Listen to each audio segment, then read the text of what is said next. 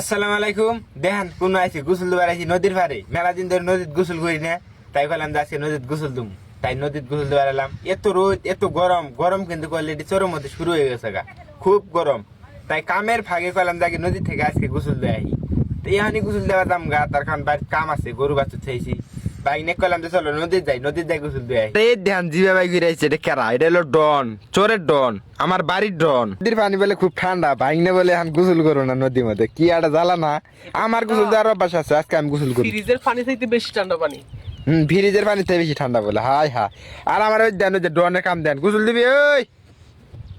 ওই গোসল দিবি? আগে তো ছোটবেলায় ওখানে মেলা লাভ আইছি নদীর মধ্যে, এখন তো বড় হয়ে গেছে, কামের জন্য আর লাভ হয় না। এখনো কিন্তু লাভ দেওয়ার অভ্যাস আছে আমার। এই যে নদীটা যে দেখতেছেন, এই নদীটা কিন্তু আমি হাইটে উপর যা হামু, এই সাহসটা আমার আছে। তার কারণে এর আগে আমি কিন্তু হাইটে পার হইছি, আমি নদী এরকম কতবার পার হইছি। এনু কিন্তু পানি একবারেই কম, একবারে এক হাঁটুর আল্লাহ বেশি বেশি পানি, কিন্তু ওর মধ্যে ডুব দিতাছি। যাই হোক, পানি কম তাই কি, তাও গোসল তো ধুইতাছি নদীর মধ্যে। আসলে তো নদীর পানি ঠান্ডা, কিছু বুঝি নাই। এত রোদ উঠছে উপরে, এত গরম, আর নদীর পানি এত ঠান্ডা। আমি কিন্তু একলাই গোসল করতেছি, ভাই না কিন্তু গোসল করতেছে না। আর লোক আইতাছে, ওই যে লোক, আর এই যে আমি গোসল করতেছি। বানের মধ্যে যখন পানি থাকে তখন কিন্তু আমি নদীত গোসল করি, কলে গোসল করি না। আর এই দেখেন আগের মতো এই যে বালু দিয়ে দাঁত ঘষতাছি, আমি মেলা দিন আগে ঘষেছিলাম, তাই বললাম যে আজকে দাঁত ঘষে নি। জিবা করে দাঁত ঘষতাছি, এক বছর যদি দাঁত না ঘষি তাও মনে দাঁত চিকচিকা কমবো না। এই দেখেন দাঁত কিরম ফক হয়েছে, আর চকচক হয়ে গেছে, বালু তো একার সেই। তারপরে মাথার শ্যাম্পু দেওয়া শুরু করলাম। এখন গোসল দিয়ে মেলা ঘটন লাফালাফি করলাম। এখন জামগা ভাই জামগা বাড়ির যখন জামুই লঙ্গিটা নদী মত থেকে ধুয়ে না যায়, বাইর না যায় তো আমারই দোয়া নাকবো, তাই করলাম নদী মত থেকে ধুয়ে না যায়। এই যে গাড়ির লোক আইছিল এখন আবার যাইতাছে গা, তার কারণে একটা খেওয়া যাই ফেল করবো, তার 1 ঘন্টা মিনিমাম বয়ে থাকা নাকবো। এই যে রোদ শুরু হয়েছে,